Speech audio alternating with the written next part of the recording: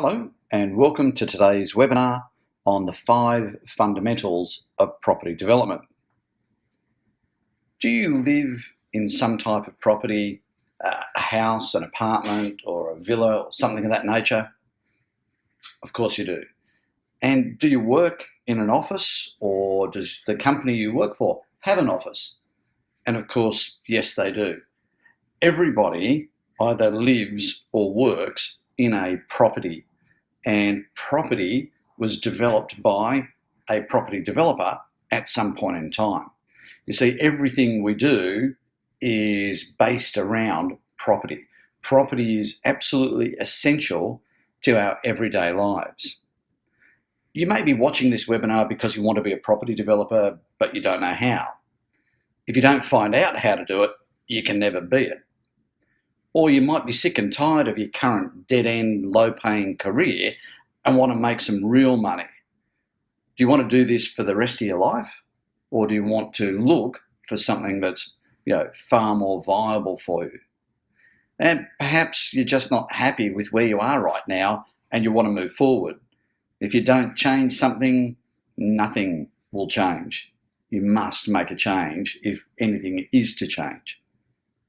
So picture having a career where you're rewarded for what you put into it. The rewards are fantastic in property development. Have you ever dreamed of being a millionaire? Well, picture with a property development, you could be a millionaire with just one project.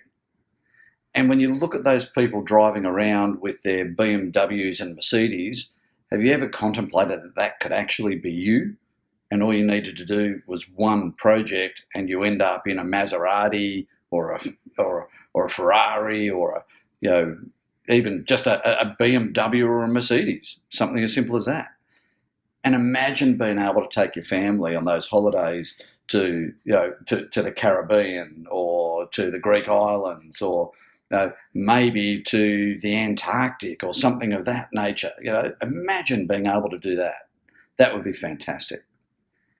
Everywhere we go, everywhere we look, everywhere we live, and everywhere we work, we see property that was created by a property developer at some point in time.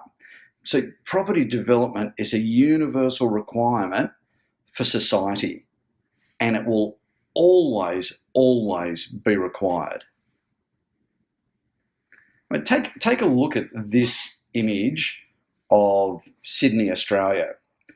Tell me, what can you see in that photo? I mean, everything you see there is property development that's being created both by private and public sector.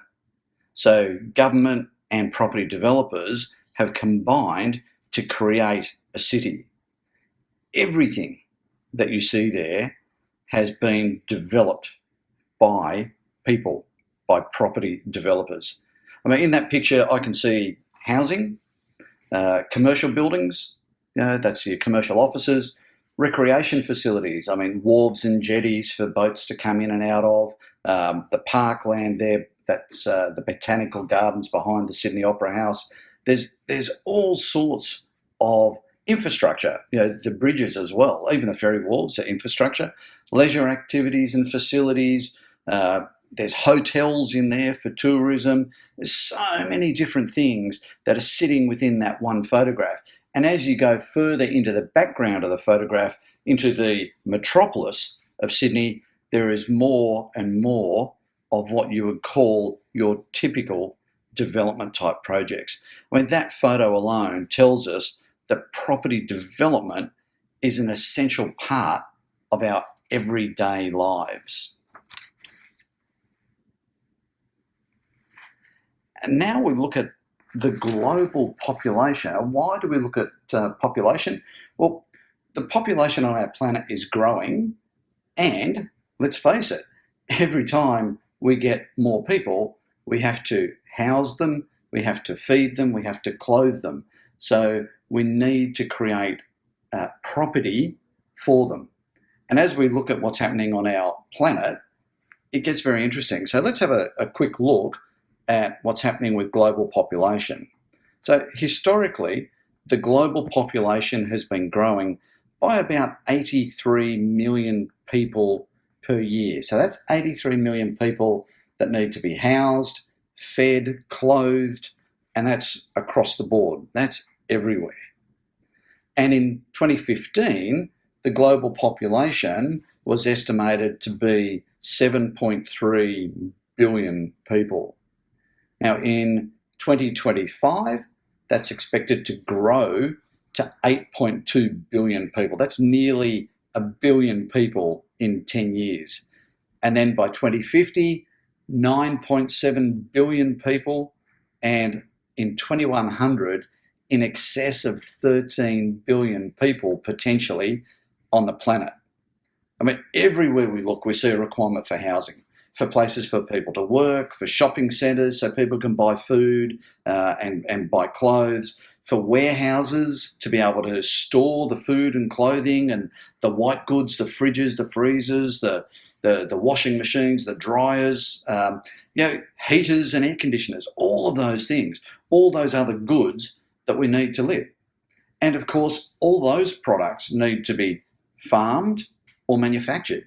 So there's all sorts of property development that has to happen to be able to facilitate what we're having through a growing population. So no matter where you live, this is a typical occurrence, and people need to be housed and fed. So what I thought I'd do is just have a quick look at four areas on the planet that are of interest that we'll be able to sort of relate to. The first of those is Australia. Now, when we look at Australia, the population in Australia is also growing, and it's been historically growing in the recent past at about 1.1% per year. Now, in 2015, the Australian population was about 23.9 million. Forecasts are that by 2025, that will increase to 27.5 million, and by 2043, it'll be about 38 million, and 2055, the Australian population will have virtually doubled by 2055. So what's that? 40 years. So 40 years from 2015, the Australian population could well have doubled. So in Australia, that means a lot of housing is required, and obviously the other services and facilities that we've mentioned before, the retail, the commercial, the industrial, tourism. When you've got a bigger population, people go on holidays. So there's a lot of different things that need to occur to accommodate these additional people. But what's really interesting as well is that in Australia, there are declining average family sizes. So the average household has less people in it. And on top of that, there's an increasing single person household. So there's more single people living in apartments or houses by themselves. So what does this tell us? This tells us that not only is there demand for housing and then the associated facilities that go along with that, but it's through growth of population, but also because the family sizes are getting small, that means we need more housing, and because more single people want to be housed by themselves, there's additional demand. So together, when you look at population growth, declining average family size, and increased single person households, you have a very large quantity of housing that's required over the next 40 years, as it says on that slide there, which is the doubling of the Australian population. So that's really interesting when you contemplate something of that nature. So when you look at what we're doing here, the property developers that are accommodating, developing property to accommodate this housing growth or this requirement, this population growth, what we need to consider is that property development doesn't necessarily have to be someone who's going to develop 100 apartments or 100 condos or something of that nature. Property development can be something as simple as renovating a property and expanding it, or putting an extension on a house, or subdividing your current housing lot and putting another house on the back, or even putting a granny flat, additional accommodation, another unit at the back of your property. So there's all sorts of ways that you can be a property developer. But here's a question for you, just to sort of put something in picture in your mind. If you were looking to invest in a second property, let's say you've already got your home, and you want to buy a second property, and you want to buy a 2-bedroom apartment in the area where you live. When you look at what it's going to cost you and what it would be for you to be able to pay that 2-bedroom unit off, how long would it take you to pay it off? 20, 25 years? I mean, that's the average mortgage is sort of between 20 and 30 years. So maybe it'll take you 20, 25 years. Look, if you're pretty good with your savings, maybe even 15 years. 10 if you're really, really focused on paying it off. Now, whichever way you look at that, that's a very, very long time. But what if you could own that 2-bedroom unit outright without any debt within a couple of years? Well, if you developed 5 apartments, the 5th one could be your profit margin. So you could develop 5 units and keep that 5th one, and that's your profit. And that whole project may have only taken you 2 years. So would that be of interest to you? Of course it would. I think most people would be really interested to be able to have a apartment effectively for free within 2 years. So here's a question for you then. There's people waiting for your project. Who's going to start it? Will it be you, or is somebody else going to start your property development project, and will you miss out? Interesting question. Canada. When we take a look at Canada, Canada's reasonably similar to Australia. So its growth has been historically about 1.2% per year. And in 2015, it had a higher population than Australia, but 36 million people. In 2025, forecast about 38. 2050, more growth to 43 million. And by the turn of the century, about 50 million people. So here again in Canada, we can see that there's a nice steady population growth over the next sort of 50, 60, even up to nearly 100 years from now, that there is forecast population growth.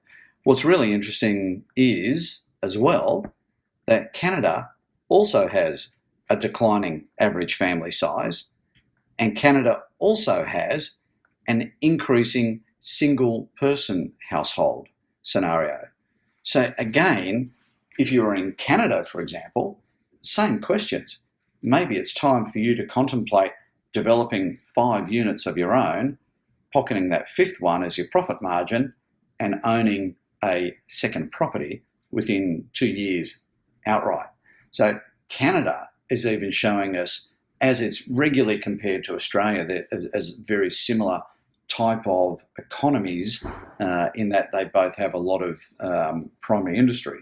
So very, very interesting comparison. So let's have a look at the United Kingdom then. And one of the interesting things about the United Kingdom is that in the recent past, it has had some substantial growth, population growth of 6.2% a year. And that's quite substantial. So in 2015, its population was 65 million. 2025, forecast to 68. 2050, 75 million. And 82 million by the turn of the century. So again, we're seeing some substantial growth over time. And again, everybody needs to be housed. What's interesting is that if we have a look at the United Kingdom, they too are having a declining average family size and an increasing number of single-person households. So here we have, as with Australia and Canada, we've got population growth, we've got declining average family size, and increasing single-person households. So all of that together is a fundamental driver for property development. Let's have a look at one more country. And the United States is viewed by many as a leader in the world in all sorts of aspects. So let's have a look how it sits with population. So its population growth has been slightly slower than Australia and Canada, but still, that's nearly 1% a year. So there's still a reasonable population growth happening in the US. In 2015, the population was about 320 million. When we look at 2025, there's another increase of 25 million people. 2050, we're up to 390 million, and potentially about 450 million people by the turn of the century. That's a lot of people that need to be accommodated. So everybody has to live somewhere, everybody needs to work somewhere, retail, commercial, industrial, all these different sectors, market sectors of property development that will need to be accommodating of the population growth. And again, let's have a look at these other aspects. Yes, the United States also has a declining average family size. And again, they have an increasing single person household. So it's quite interesting when we look at these four countries, at a very fundamental level, there is an underlying driver for housing. That means property developers need to be providing that housing. So property developers provide the housing, then there's a requirement for retail, and with retailing comes a requirement for the industrial, for the warehousing. With the warehousing comes a requirement for manufacturing of all the products that people need. So there's all this range of property development that needs to occur because of growing population. And now a little about myself. My name's Steve Chandler. I'm a third generation property developer, following in my father's footsteps and my grandfather's footsteps. I've been part of this absolutely amazing industry for 35 years. I've written some books on building and property development. I lecture in a master's degree at university, and I travel extensively delivering property development training at both a introductory and an advanced level. On top of that, I'm the director of a property development company, which does property development strategies. We do advisory services and we do consulting, and that business has been going now for 10 years. And there's a picture of me, not that you really needed to see that, but that is the face of the voice that you can currently hear. So I'd like to share a little story with you, if I may. I've been in this industry for 35 years. And, I remember 35 years ago, relaxing comfortably in my chair in the back of a classroom. And it was during a double maths period. So our maths teacher, or I'm going to call him Mr. Close, he was a larger, older man, and I remember him doing his belt up tight around his middle. He had a big pot belly and he had his pants pulled up, and his belt was tied up nice and tight around the belly there. He was very, very tall, and he spoke rather pompous. So he was a little bit of a sort of a straight-laced sort of guy. Well, the week before, we'd had an exam week, and we're doing a review of the exam paper. And I remember turning to one of my mates, Fento, who was sitting next to me, and I said to him, I'm bored. I might just have a little snooze. So I closed my eyes and I slouched back in my seat and just sort of started to drift off. All of a sudden there's this whoa and a roar of laughter. I opened my eyes and I could see to have a look at what was going on. and everyone was looking at me. Right? And I turned to Fendo and I said, "What's happening?" And Fendo was just laughing at me. I looked around the room. Everyone was staring at me. And I thought, "Uh-oh, what's going on here?" Anyway, I said, "What?" And Mr. Close's voice boomed across the classroom, and he says, "Chandler, get out of my classroom and go to the headmaster. Tell him I've sent you for disturbing the class." Right? And I go, "Disturbing the class? How? I was sleeping." "Get out," he yelled. So off I go to the headmaster's office, and, well, it sort of seemed like he was expecting me, because he said, "Oh, Mr. Chandler, why are you here?" So I explained that, what had happened. And the headmaster just sat there and he was nodding his head. And once I finished, he said to me, "Stephen, I don't think you want to be at school anymore. I think you're ready to start work. Go home now and have a talk to your parents. Come back next Monday and let me know what you're doing." Well, my dad was a civil engineer, a pilot, and a property developer. And he had a very process-driven mind and tended to follow procedure and protocol because of his training in engineering and as a pilot. So Dad wasn't particularly tall, and you'd probably describe him as average height with a little bit of a pot belly. Had a balding head. You can see the family resemblance in my photo. And he had a mow. And thank goodness I don't have a mow. But Dad sat quietly while I explained the whole situation to him, and he was, had his hand on his chin and he was nodding his head, and he was going, I see. And when I finished, he stood up and he walked away. And nothing more was said between then and the following Monday morning, when I was supposed to go back to the school and tell them what was happening. Anyway, on the Monday morning, I slept in. Obviously, I'd made my decision. I got up and I went to school, sort of late morning, and I went to the headmaster, and he said, "So, what have you decided?" And I said, "I'm leaving school." And then for the next 2 weeks, I just lazed around the pool at home doing absolutely nothing and waiting for the school holidays so I could spend some time with my mates, on holidays and doing what, teenage boys did.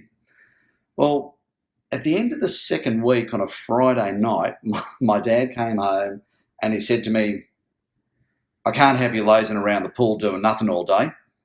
I've arranged a job for you." And I said, "What job? What is it?" And he said, "You're starting as an apprentice carpenter on Monday." And that Monday, well, my career in the property industry started. A few years later, my career was taken off. I was already working in management on some major projects, and everything for me was, just looking up. Unfortunately, not so for my dad. For Dad, things were actually heading down the gurgler. Dad was going broke. That's the only way to put it. And he'd made some mistakes, and they were costing him very, very dearly. So just after my 21st birthday, my father was declared bankrupt. He lost his massive home. His boat was repossessed. The cars, everything was gone. Absolutely everything. So I watched this whole process, and I listened to the phone calls that my father had. I answered the door when debt collectors were arriving. I saw the sheriff come to deliver court summonses. I watched everything that my father had worked for over his entire life vanish before his eyes. And I watched this, really proud man slowly being financially destroyed. So it was one of the most difficult things I can seriously say I've had to do. look, I was a 21-year-old kid. I had no idea how to help him. I was helpless in that situation. I couldn't give him any money because I didn't have any. It really, really got to me. Dad had always done everything for us kids and provided for me and the family. But now when he needed help the most, there was absolutely nothing that I could do. So on the day we moved out of the house, I was standing in the driveway just after the removalists had finished loading the truck, and Dad grabbed me on the shoulder from the behind and said, "You'll be right, Steve." And he just walked away. All right, fast forward to 2006, and when I started my own business. And my intention was I was going to spend half of my time in my business helping other people with their property development projects, and the other half of my time on my own projects. I'd just purchased a property to develop and thought that I'd be able to manage the process myself whilst building my business at the same time. Well, wrong. Just first lesson there, I can tell you, I was wrong. 6 months after I started my business, I was working full time within my business, and I wasn't spending anywhere near the right amount of time on my project. So, I just wasn't focused on my project. Why? Because I was busy, building my business and servicing my clients. Well, because I was busy, I delayed the preparation and the submission of my authority applications. And, well, that was a really bad decision as well. And that was my next lesson. And you know where this is going if I'm talking about first lesson, next lesson. So anyway, after I obtained my consent to start construction, I began the building progress. And again, I thought I'd be able to manage the process, but too busy, and I failed to respond to various issues in a timely manner. And to try and resolve issues, I engaged someone else to sort of do that for me. Well, wrong person, another lesson. So by engaging the wrong person to assist, adding their actual cost and the delays, etc., that occurred, we had project cost overruns, we had lost time. Look, I eventually had to refinance my construction loan to take out some, there were additional costs, etc. And, there were more delays, more costs, and, yep, you guessed it, more lessons there. So finally, hallelujah, when the project was complete and ready for sale, GFC hit and nothing was selling. And instead of pocketing a 7-figure profit, I was looking down the barrel of a loss. So, my finances that I had refinanced to a higher amount because of my delays, etc., well, they had to be repaid by a certain date. And without selling, well, that wasn't going to happen. So I was in a position where I wasn't able to meet my debts. So I remember in 2008, as I arrived in my office, I received a phone call from the financier. And he said to me, "Steve, I'm going to have to start proceedings to recover the loan money unless you pay the debt within 30 days. Well, I just plonked myself into my chair, put my elbows on the table, grabbed my head, closed my eyes, and said to myself, what the hell am I going to do now? And, it's interesting. It's at times like that, things really hit you. So right there and then, I swore that I would never let this happen again, not to me and not to anyone I know. So I look back, and over the past 35 years in this industry, I've learned a lot. And, I've been involved in 1,000 plus hectare land subdivisions, 1,000 plus apartment developments, delivered multi-stage projects, worked on infrastructure projects, but I can say where I've gained the most insight to property development has actually been from my personal experiences, my dad's experience, and also my grandfather's experiences. And my grandfather used to buy a block of land, build a house, and sell it. Then he'd buy a block of land, build a house, and sell it. Wash, rinse, repeat. So my dad's experience was a little different. He lost everything, but what I haven't mentioned to you yet is that he was 51 years of age when he lost everything, and by the time he turned 65, he was a multimillionaire again, and he did all of that through property development, but he didn't risk any of his own money. So how do you become a multimillionaire from property development without risking any of your own money? Well, he may have lost his money, but he didn't lose his mind, and everything he knew was still in his head. So what he'd do is he'd go out and find development sites, and he'd find an investor who'd want to develop the site, and then he would manage the project all the way through, and he'd get a profit share.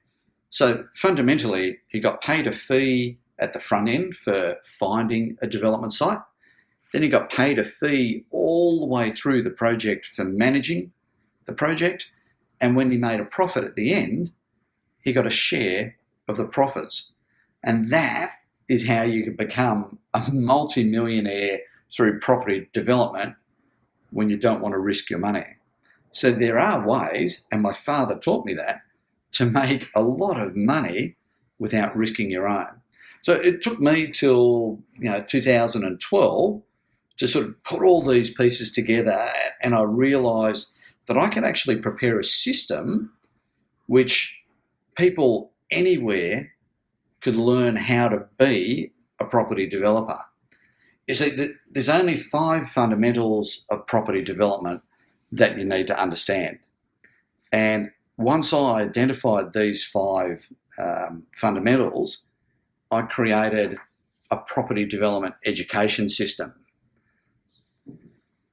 So here is the question. How can you learn to be a property developer and build wealth? Well, the first thing you need is a system. Now, the Property Development Pentagon is a system that teaches you how to be a property developer. It details the 5 fundamentals of property development, which are acquisition, because without a site, you don't have a property development project. Feasibility, if it's not viable, you still don't have a project. Doesn't matter how good the land is, if you don't have a viable property, a project, it's not feasible, you still don't have a project. The third fundamental are authorities, and if you don't have your approvals, well, you still don't have a project. The fourth fundamental is revenue. You need to be able to maximise your revenue and get it into your pocket as quickly as possible once your building work is complete. And the fifth fundamental is delivery. You have to deliver on your promises. It's very, very simple. The first fundamental of property development is acquisition. So I mentioned without a site, you're stuck. You have to have a site to be able to do your project on. But first, you need to know what to look for, and you also need to know how to determine if that site's appropriate. Then you've got to make sure that the site is financially viable. So it's critical to a successful outcome that you have a financially viable site. So there's no point acquiring a site that won't make you a profit. Then, we have to consider that things have changed over the years and that you don't necessarily have to buy a site to acquire it. Things have changed where you can actually do something different. You can purchase the site outright, which is what used to happen, or you could use an option agreement. Now, an option agreement could be two different types of options. We have calls and put and call options. So different types of options can be used to secure a site without actually paying for it. Of course, then you have development agreements. So you could have an agreement with a landowner that you're going to develop their site, or you could have perhaps a joint venture where you can find someone to work with, potentially someone who's got the money that you might not have, and go and do a project. So to address all of these aspects, I've created the Fast Track Acquisition Pack. Now, the Fast Track Acquisition Pack will help you to find a site for your project, to look at its viability, to determine the best manner of acquisition, and then to be able to move forward. The second fundamental of property development is feasibility. Now, there are 5 facets of feasibility. The first is the preparation of a high-level feasibility, or we call a FISO, which is often termed a back of the envelope, high level, back of the cigarette packet, all those sorts of things. There's different ways of describing it. But it's an assessment that you do when you first identify a site to determine if it may be suitable. Once you're satisfied, you then would do a static feasibility. Now, a static feasibility, it's more accurate, but it's still not the ultimate form of feasibility. However, what it will do, it's going to identify whether you should proceed on to the next form of feasibility. So if the site's looking really good, the next form of feasibility is the cash flow.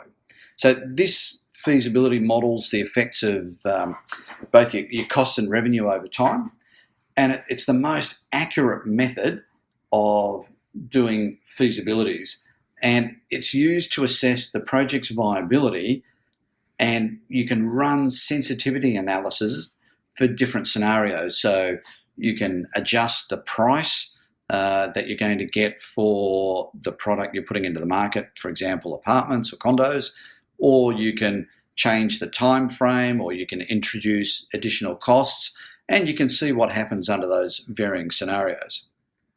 But if you don't know how to determine what your revenue is, you won't be able to determine the largest number in your feasibility. Remember, the largest number in your feasibility needs to get the most attention. The second largest number is the next item that should get your next amount of focus. So cost. You must make sure you know how to assess what costs you have. If you don't, you're in real trouble. So to help you understand these critical factors, I've created the 5 facets of feasibility system.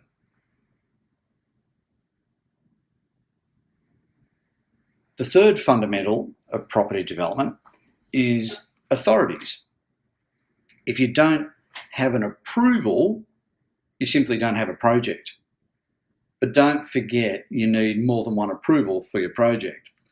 So authorities are like the police of the town planning and land title legislation. They determine whether your development meets the various pieces of legislation and whether your project should proceed to the next phase. So obviously, this is very, very important. Now, if you don't get this fundamental property development down pat, it'll delay your project or even stop it. Now, why do I say down pat? Well, PAT is an acronym for politics. You need to understand the politics of an area and the people you are dealing with. Secondly, approvals. Without the approvals, you're just spinning your wheels and you're probably losing money and you don't have a development site. And title. If you don't have your title at the end of your project, you can't cash in to collect your money. So all of those things are absolutely critical. So to bring all of that together, I've created the Down Pat Politics Pack to guide you through what I call the maze of approvals and politics. The fourth fundamental of property development is revenue. So this fundamental, it's a massive component of your project because, again, as I mentioned before, your revenue is your biggest number and your entire feasibility depends on it. So maximising your revenue is crucial to your profitability. So to do this, you need to know, what your target market's needs are. So what does your target market need? If you're going to be a developer and develop a product, it needs to be something that your market needs. So if you meet your market's needs, you're going to sell your product off the plan. But once you sell your product off the plan, that doesn't mean that that's it. You can forget about it and just get to the end of the project and the money's going to drop into your pocket. You'll need to stay in touch with your purchasers, who are your clients, and make sure they're aware of progress and you're making them really want to look forward to becoming the property owner. So this means you have to have some sort of communication with your client to stay in touch. Now, at the end of every project, you need to get the cash into your pocket as quickly as you can. Now, that means settling the sales as promptly as possible. So pocketing the cash is really, really important. So what I've done is I've created a system called the Quickfire Revenue Acquirer to help you pocket the cash. Delivery is the fifth fundamental of property development, and although this is the last fundamental, it is not something that you leave to the last. You actually have to consider all of the five aspects, the five fundamentals of property development in site acquisition. So when you're doing the first fundamental, you have to contemplate all the fundamentals because they all feed into that site acquisition process. So the fifth fundamental, delivery. So what happens here? Well, you have to deliver on your promises. But how are you going to do that? Well, you need to engage your consultant team.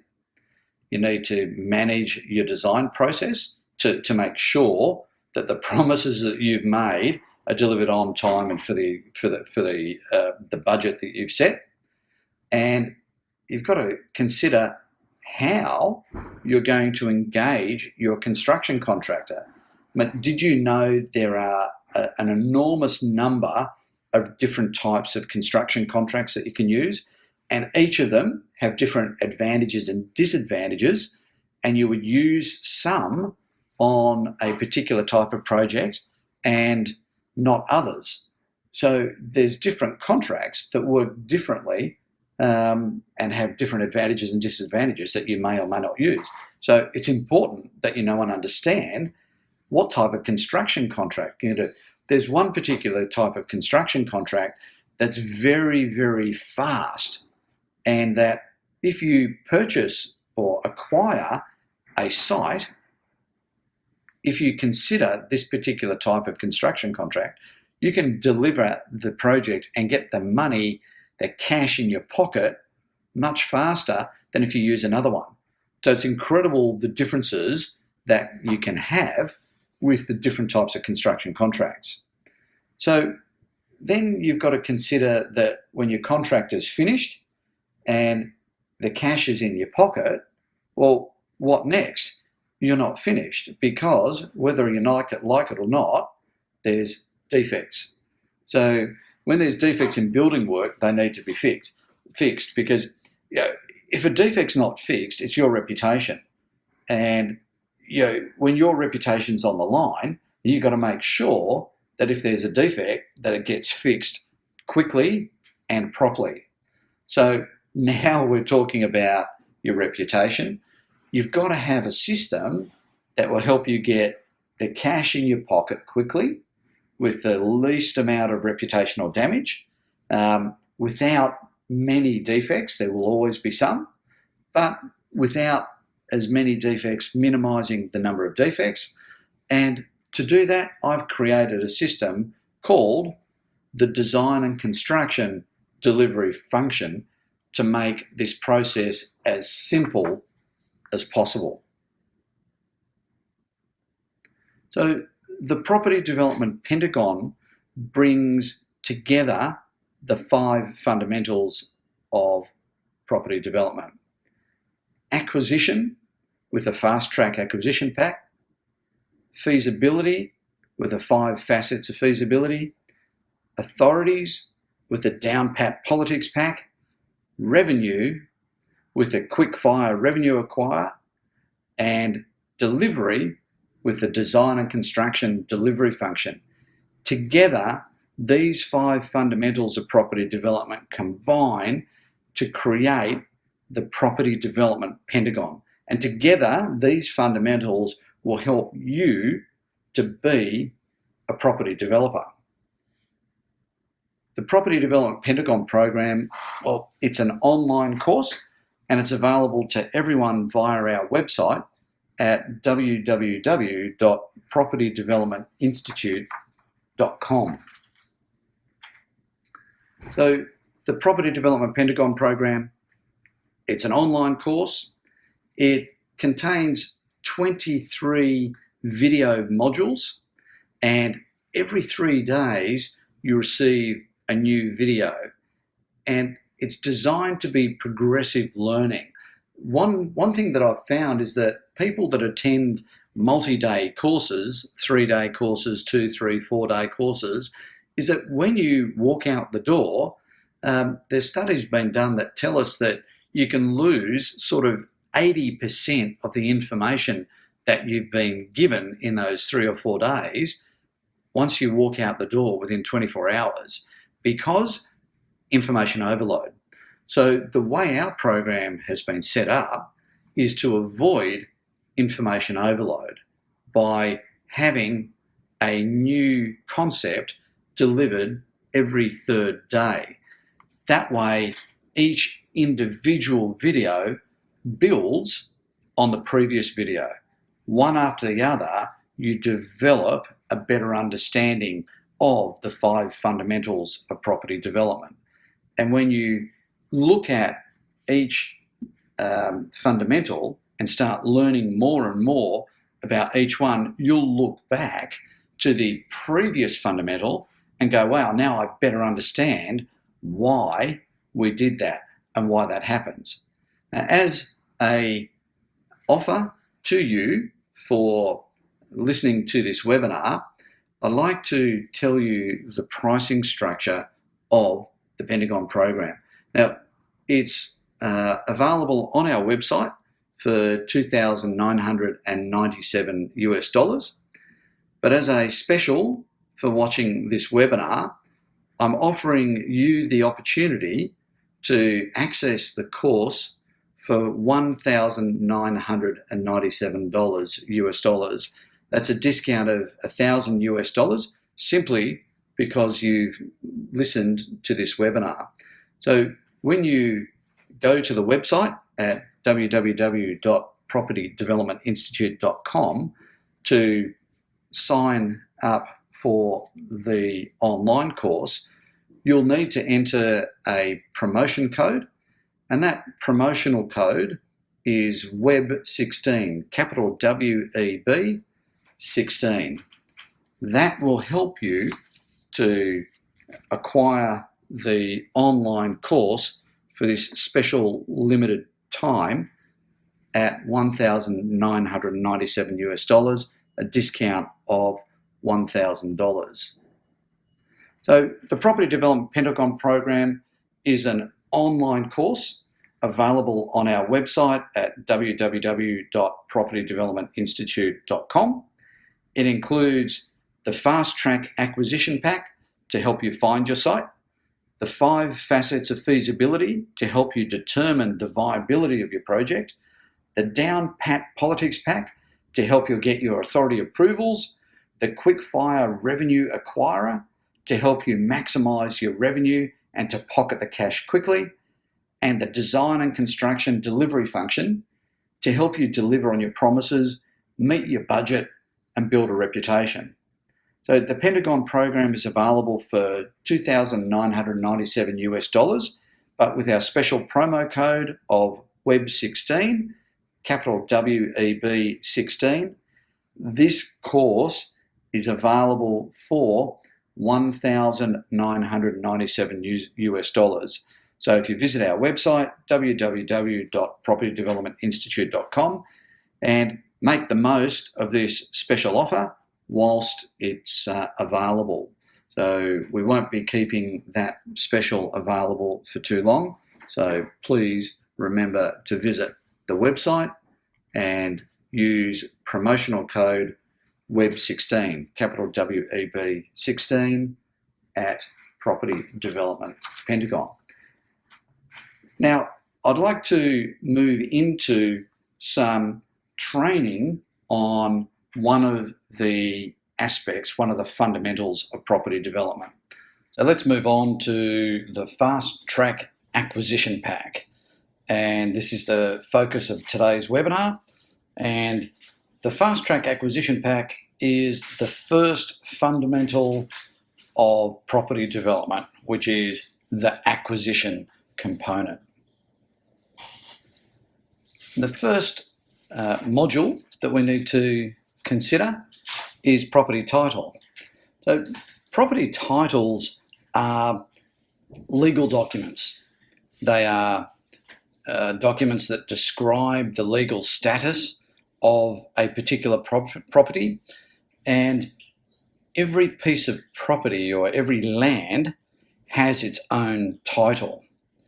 Titles can be on vacant land, they can be a building or part of a building, such as an apartment which shares a common title but has a component that's specifically identifiable to be belonging to someone else. And every title is owned by someone or a specific entity, which may be a government department or a company. So it doesn't have to be an individual, it can be a company. Then when we look at title itself, there are actually 2 fundamental types of title, one being freehold, and this is your ordinary everyday title, and then we have leasehold, where you lease the land over a long period of time. And quite often governments won't sell land, but will sell a lease for a 99-year period, or maybe a 50-year period or a 25-year period. But that's what we term as freehold. On every title, there can be what we call encumbrances. Now, an encumbrance could be a caveat, which is created by somebody else who might have an interest in your actual property. There can be easements where, for example, an easement to drain, where a parcel of land behind you has to run a drainage pipe through your property to be able to drain into the street stormwater system. A mortgage, so when you buy your property and borrow money from a bank, they can put a mortgage on your property. A covenant, this is something that's generally created when for example, a land subdivision occurs and the developer says that they don't want a particular type of housing built, they want something more specific. So the covenant may say you have to have full brick construction and a tiled roof. And that was very typical around the early 1900s, and it appeared on many titles. The next module we're going to talk about is acquisition methods. So there's 5 basic structures for acquisition, and the first one is outright purchase. This is where you agree a price now and you settle promptly. You might settle in 14 days, 30 days, 42 days, whatever sort of period you like. Or you can agree a price now and settle later with a delayed settlement. So you might say 3 months, 6 months, 12 months, something of that nature. The second structure is an option, or a call option to be specific. This is where you agree a price now and you settle at some time in the future if you want to, or you don't have to settle, but you would lose your option fee and any costs that you've expended to date. But when you acquire a property using a call option, you never have an issue where you have have to settle, is the words I'm using, where you don't actually have to pay that money for the property. So you never actually buy it. The next structure is, again, it's another option. It's similar to a call option. However, you do, or similar to a call option, you agree a price now and you have to settle sometime in the future, but you are compelled to settle. So a call option, you're not compelled to settle, but in a put and call option, you are compelled to sell at some time in the future. The fourth basic structure is a development agreement. So the terms of which can be many and varied. Your development agreement could be with a landowner, could be with an investor, could be with any form of person. But primarily, you obtain the right to develop someone else's land or their property. And that's a very fundamental way of working with development agreements. At completion of a development agreement, you have land and property. The land or the property owner, they receive a share of the dollar value.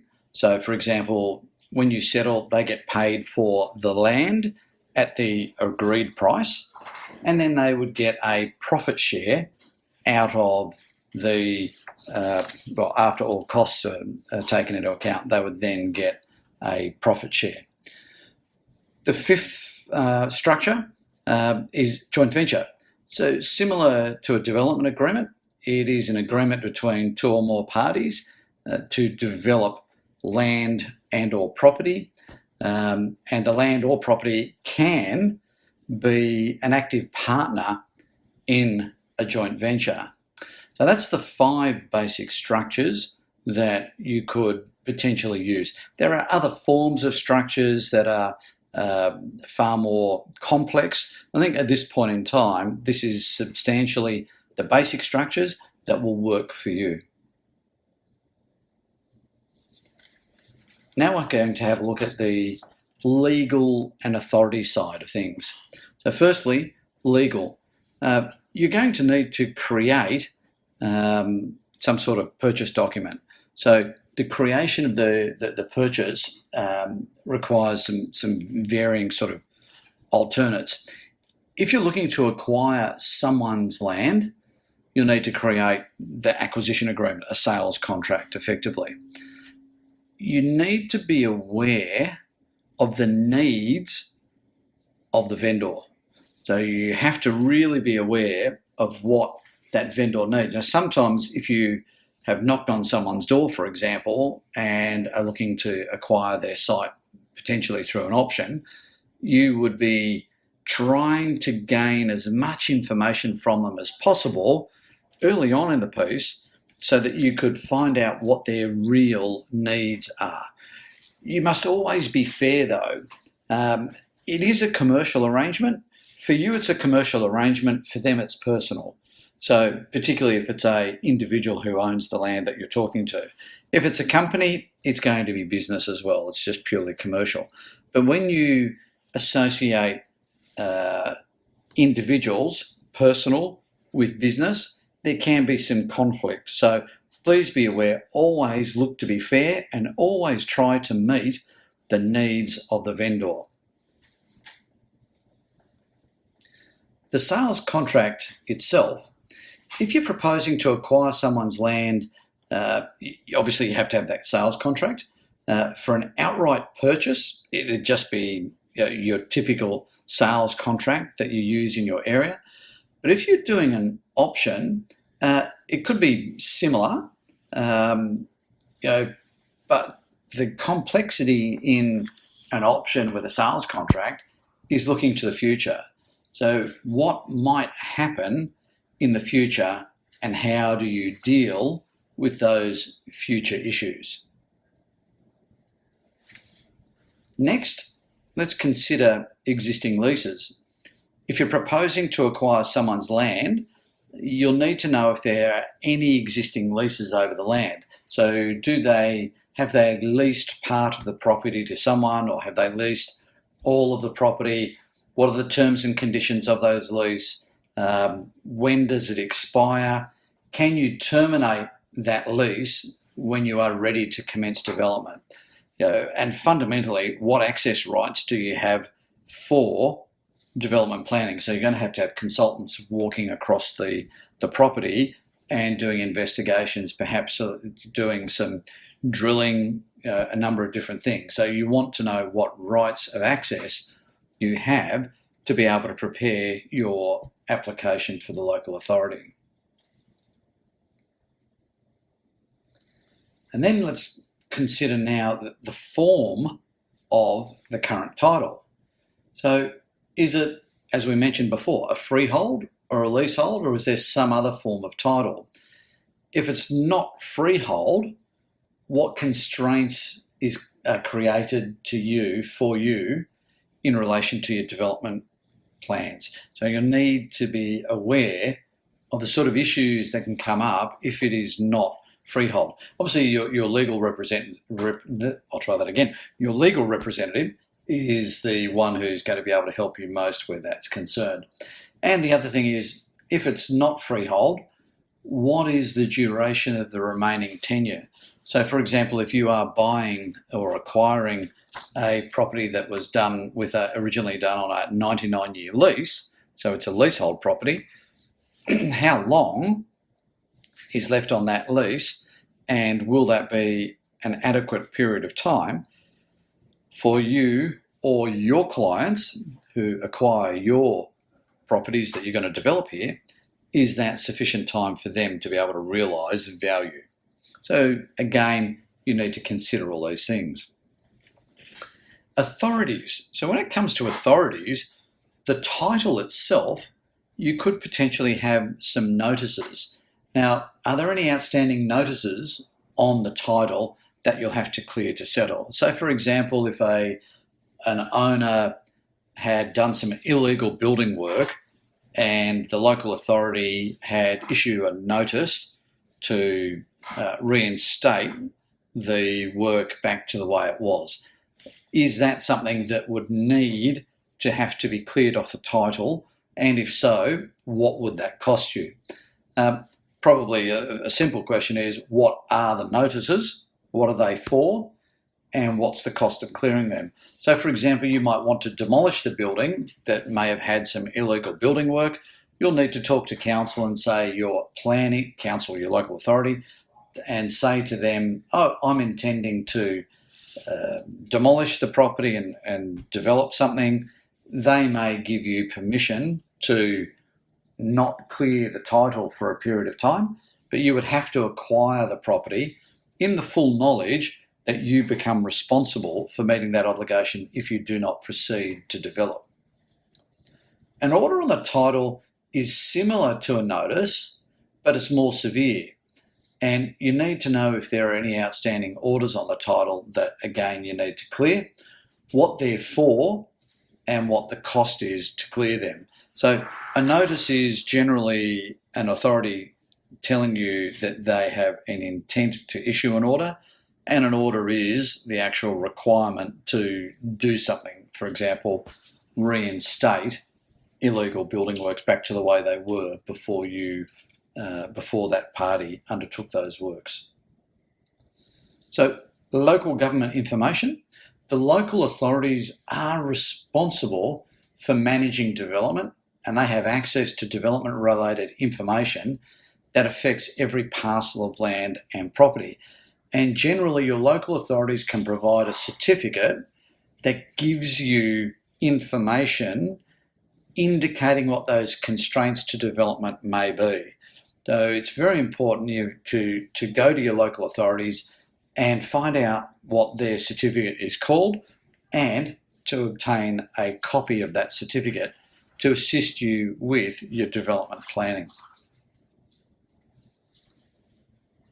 We'll now move on to due diligence. So due diligence itself is looking at all the things that could affect you and your purchase.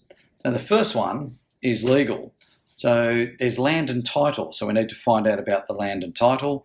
We need to find out about existing leases, the easements, covenants, mortgages, notices, and orders. So these are all the things that we've just discussed. So that is what you would call legal due diligence. Now we'll talk about contamination. So what is the land used for today? What has the land been used for previously? Are there any past or present environmental investigations for the land? So has anyone done some drilling or water testing, anything of that nature? Are there any encumbrances on the title relating to contamination? Is your use a sensitive use? So are you proposing to do a residential development, which is classified as sensitive? Are you proposing to develop apartments on a site that's affected by contamination? And if there is, that could be a potential issue. Now, if the land is contaminated and it has to be remediated, who pays for the cleanup? Very, very important question. Is it the polluter that pays? Is it the current purchaser? Is it the current occupier? Because that land could well have been contaminated by a previous user, potentially even 100 years ago. So a very important question for you to consider. On the environmental side, we have flora. Are there any endangered species on the land or the property? Fauna, again, endangered species. Heritage, what sort of heritage issues are associated with the site or the surroundings? Native heritage as well. And is there any native heritage issue associated with the site? Town planning. So now we talk about some of the enforced legislated components. What can you develop on the land? So if you're intending to develop apartments, are apartments permissible on the land, or is the land only allowable? Is it only permissible to do an industrial building? So you need to know what the current zoning is.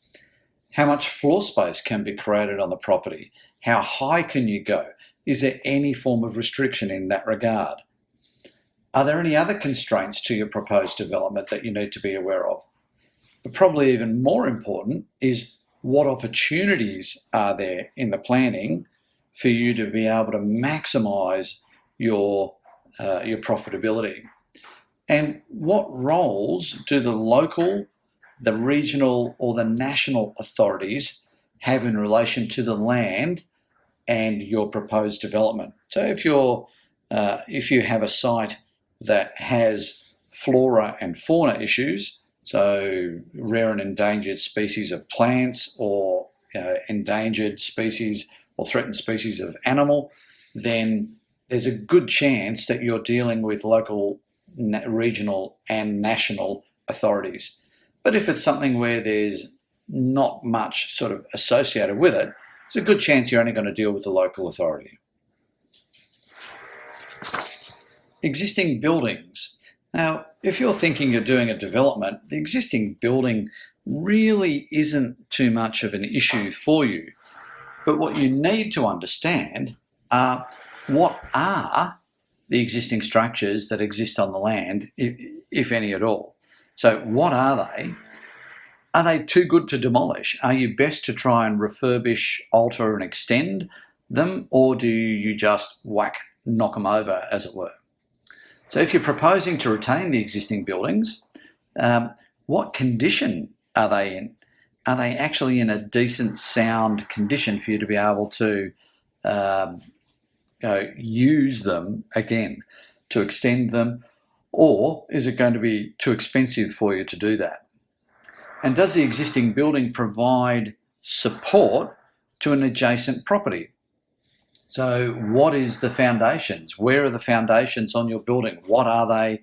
And are you on the low side of a hill? Are you on the high side of a hill? How does your property, proposed property, fit into those sort of aspects? So you've got to be aware of what your building does in relation to adjacent buildings. Now, again, with the existing buildings, let's talk about building services. Now, what this means is we're talking about the electrical, the mechanical, the hydraulic, the fire, vertical transportation, that's the lift and escalators and travelators, and potentially a fire engineered design. And that's where the building didn't comply with the relevant standards at that point in time, but a fire engineered design was able to be completed to make the development at that time as good as compliant. So you need to be aware of the condition of all of these, particularly if you're going to utilise these and move forward with the existing building. But if you're not, again, these are not particularly important to you. Survey. And now we're talking about the improvements on the land. So what are the improvements? Where are they? Their height, their setback off boundary. Is that going to be an issue for you in relation to your proposed development? Are there improvements on the adjacent land? So what buildings are nearby and how will your proposed development be affected by them, or how will your proposed development affect those properties as well? Is the land or property where it's supposed to be? There are stories, and they may or may not be myths, but of buildings being built on the wrong property or being too close to the boundary or just slightly encroaching over the boundary, those sorts of things. So you need to understand whether or not any buildings that are on your land are wholly on your land and whether they are yours. And then we talk about physical attributes and constraints. So what we talk about there is the slope of the land, trees, retaining walls, rock outcrops, any of those sorts of physical attributes, so that we can look at how that might affect our property proposed project, and also, as I mentioned, the neighbouring properties, where they sit in relation to our proposed development. And now let's talk about our proposed development. The first thing that we do is we look at a concept design. So a designer, usually your architect, they'll have a look at all the currently available information and form a view as to what could be developed on the land. They'll look at the town planning information, anything from the due diligence that's relevant, and then they'll create a concept design. Now, this concept design is what you use to create your static feasibility. Now, here's an example of a concept design that was undertaken that looks at the site's attributes and the constraints, and the architect here has created a block diagram to give an indication of what the building shape might be. So you can see on the left-hand side, you've got an L-shaped house. That's an existing property. Then the next four buildings are the residential towers, and then you have 3 small buildings in the background, which are existing neighbouring properties. So here we're looking at a development conceptually of 4 3- and 5-storey towers. And here is part of that concept design where the architect has given you the base building form, the primary floor plan layout, and how the structure is going to be done. So here you can see that there's a basement car park entry coming into the centre, and you're going to have car parking on either side underneath the 2 buildings. But in fact, there are actually 4 buildings. Remember, we saw a 3-storey tower on the outside and 5-storey towers on the inside. So here we can see there's a common core in the middle of the buildings and corridors running either side of the common core of each building. And even though the sketch drawings are only at a conceptual stage, a preliminary artist's impression can also be created to enable detail to be discussed and to help people involved in the project who can't visualise a completed building to actually see what it might actually look like. So if you take that picture that we're looking at right now, that artist's impression, that was drawn solely from the preceding concept design sketches. Town planning. Town planning is really important because it will tell you whether or not you're able to develop what could be residential zoning, residential apartments on the current zoning. So it's going to give you an idea of what that zoning might be.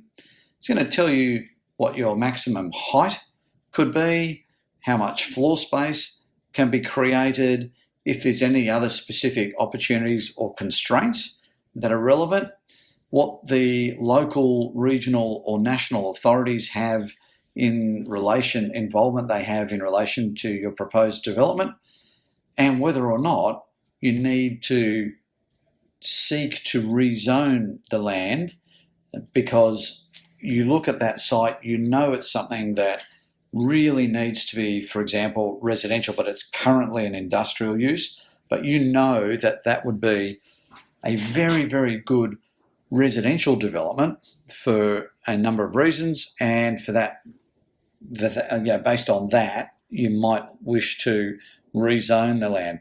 Now, we don't talk specifically about rezoning here.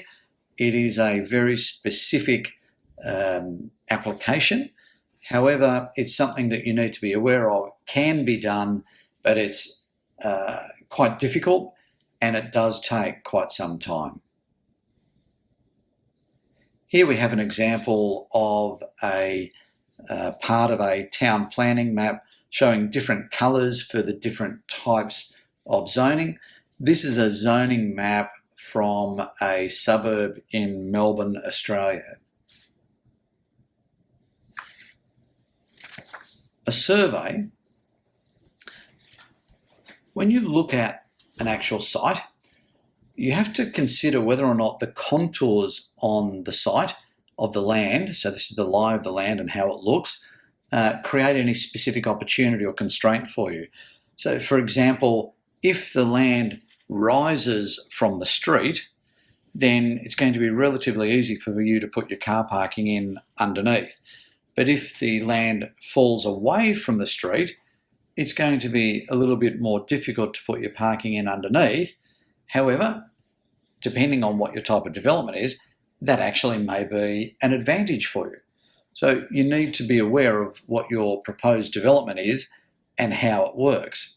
The adjacent properties I've mentioned previously when we're talking about survey, where they lie, their height, their window positions, all those sorts of things, whether or not they're an issue for you. And does the location of any existing improvements on your land, it's what we call the subject land, the subject site is the one you're looking at, do they create any benefit or constraint? Environmentally, again, contamination, what are you going to do with it? How is it going to be dealt with? Does it exist? The first question. If it does, how you're going to deal with it, the endangered species of plants, communities of plants, animals, etc., what you do with that. It may be that you can partially develop your site. It may be that you can remove some of that endangered or threatened species area, but you have to reinstate it somewhere else. So you can potentially relocate that around. Threatened species I mentioned before, and then the native landscape built form and other heritage issues that can affect your development. For example, let's just consider a tree. If you have a tree of any particular type that may be an old tree, well established, and it's smack bang in the middle of your site, you may not be able to develop that part of the site, and you'll have to develop around the tree. When you're looking at your feasibility as well, you need to have a look at whether or not you identified the land or property yourself, because if you use someone else to identify the land for you, you may well be obligated to pay them a fee for introducing you to the land or property. So keep that in mind when it comes to completing your feasibility, as although it's not a substantial fee, it's still a fee that you need to be aware of. So in preparing your feasibility for your acquisition, you need to know whether it's viable, whether your initial high-level feasibility study was appropriate, that your static feasibility, once you got your due diligence information, was still indicated viability, then that you created a cash flow feasibility to know with the best possible amount of knowledge that you have that the development is still feasible, that you've run some sensitivity analysis to check what would happen to you and your project if, for example, prices dropped, if costs rose, if it took longer to develop and those type of things, and whether or not then it is still financially viable. So those are all key aspects that you must consider. Well, that completes the training on the Fast Track Acquisition Pack. I'd like to thank you for joining us. But before you go, I'd just like to say you can see the importance of acquisition as one of the 5 fundamentals of property development. So in isolation, it can only provide part of that property development picture. The other fundamentals are all critical to understanding how you could be a property developer. So the Property Development Pentagon program, of course, as I've mentioned earlier on, it is an online course. It's a 23 video module program. You get a video every 3rd day to ensure that you have progressive learning and no information overload. And each video builds on the previous video. The Pentagon program usually retails for $2,997 US. As part of this webinar special, it's $1,997 US. And when you visit our website at www.propertydevelopmentinstitute.com and enter the promo code WEB16, capital WEB16, you'll be able to get that $1,000 US discount and have access to the Property Development Pentagon program for $1,997 US. So the Pentagon program, as an online course, it includes the Fast Track Acquisition Pack to help you find your site, the 5 facets of feasibility to help you determine the viability of your project, the Down Pat Politics Pack to help you get your authority approvals, the Quickfire Revenue Acquirer to help you maximise your revenue and to pocket that cash quickly, and the Design and Construction Delivery Function to help you deliver on your promises, meet your budget, and build a reputation. So the Pentagon program, it's available for $2,997 but with our promo code of WEB16, capital WEB16, this amazing online course is yours for an investment of $1,997.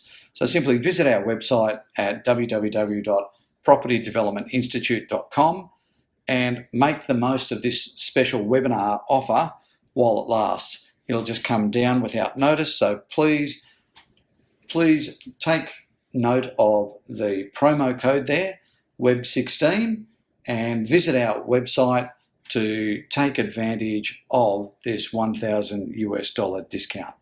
Thank you again for joining us here at Property Development Institute.